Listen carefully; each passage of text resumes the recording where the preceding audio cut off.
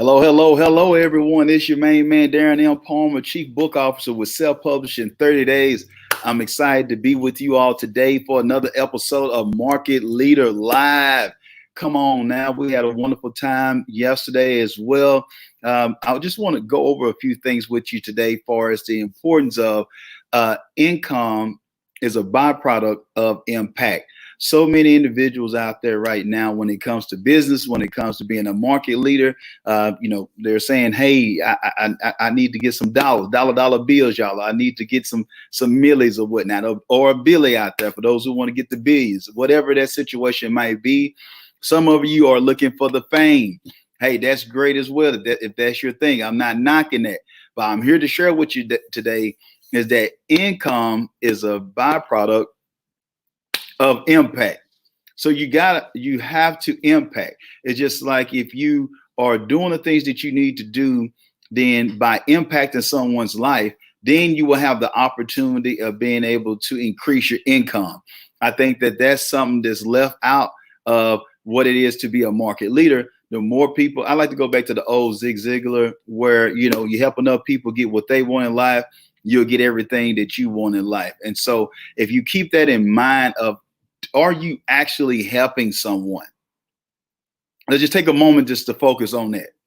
Are you actually helping someone in the marketplace? And and don't get me wrong, this is just not business.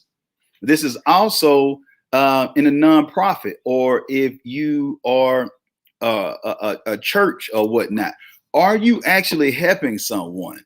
What's going on, Jasmine? Good to see you, girl. Kansas City representing.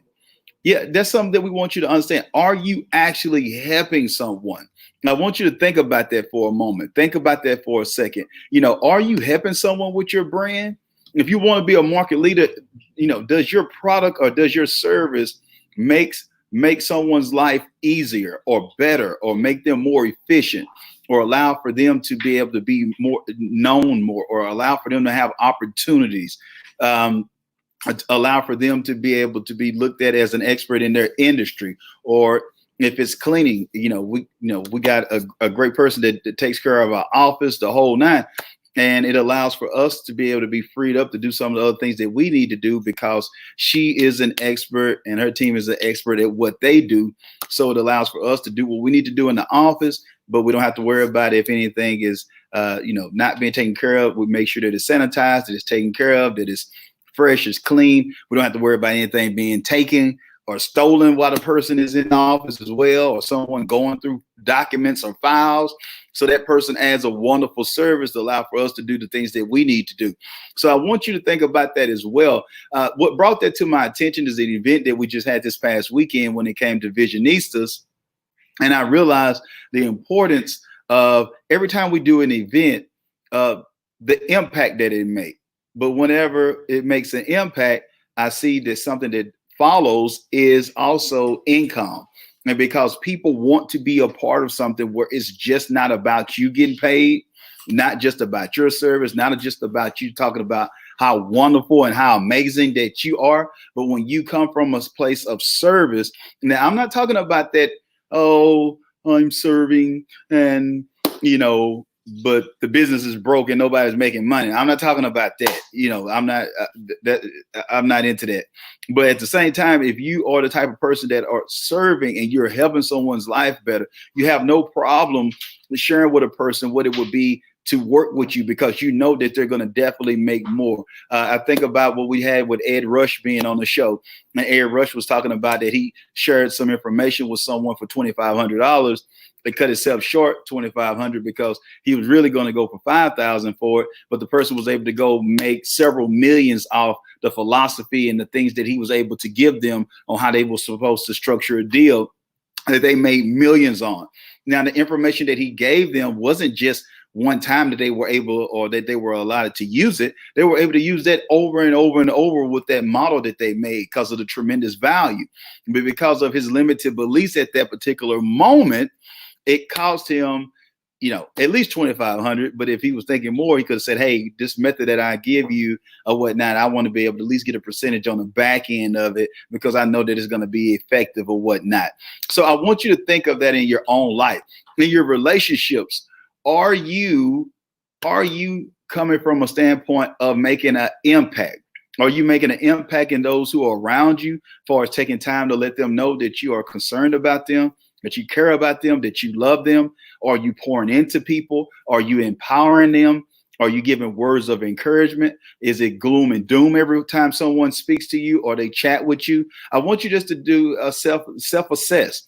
Assess yourself, do an assessment. How are you going forward? And then just be real with yourself. Do the checks and balances. Hey, dear, here are some pros of mine. Here are some cons of mine. How can I get better in that particular situation to be able to make sure that I'm adding impact? Because if you add impact, I'm telling you that what you will find is income comes along with impact. And if you're able to serve more people, guess what? The income goes up. If you're able to deliver, the right mindset, guess what? You're going to have people pouring into you. It doesn't have to just be with income. It can have it where when people see that you have a positive mindset, if they see that you are the type that you're always going the extra mile for someone, you'll find that people are doing the same thing. The law of reciprocity takes place. You'll find that people are extending that same measure of grace, that same love, that same empathy, the same compassion towards you for as what you're doing. It will pass on to your kids and those who are connected to you, because people want to show love to you because you have poured so much into them. So whoever you are out there, realize that if you are making an impact, the income is going to follow it. But you also got to make sure that you get the right mindset, because if you don't have the right mindset, even though you're making a positive impact, it won't be a reflection for as your income, because you will self-sabotage. You will destroy the opportunity, because you have to make sure that you don't allow for people to pour into you. Now, some of you have no problem with people pouring with you pouring into other people, but when it comes to someone pouring into you, you stop the blessing. Let me repeat that. Some of you have no problem pouring into other people, but when it comes time for someone to pour into you, you stop your blessing because you think it's wrong. As I go back with my grandmother saying back in the day when she was alive, you want to be big, but little got you. Little think, because you haven't worked it out in your mind of ways that you can be able to add value and get compensated at the same time. You just can't. It's just hard for you to believe or whatnot. Some of it is religious for some of you. Some of you is words that you have been told by someone who was harsh and spoke negatively to you when you was younger or whatnot. Some came from a bad relationship, whatever that situation may be. But I'm here to tell you that we got to rebuke that thing right now and get rid of that out of your mind, out of your heart, out of your spirit, because it's a rooted issue that is holding you back.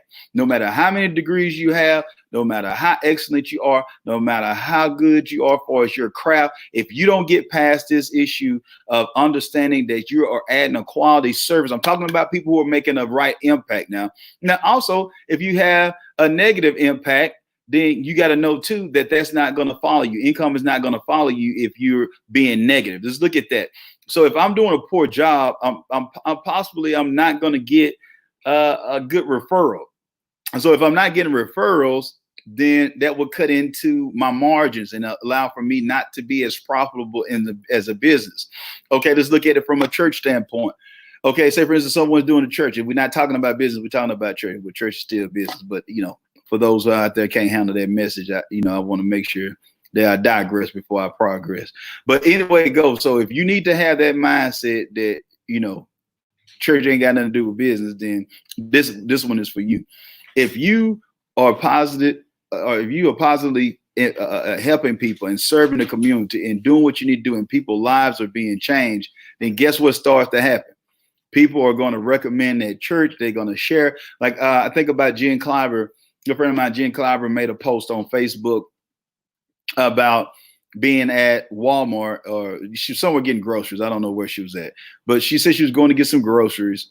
And while she was in line, a gentleman that was in front of her, he didn't have really hardly nothing. He was kind of looking at her, but I don't know if she was thinking he was a creeper or whatnot, but he was just kind of sitting there, and she's like, okay, I don't know what he's doing, but I need to put my stuff on here because I need to get back.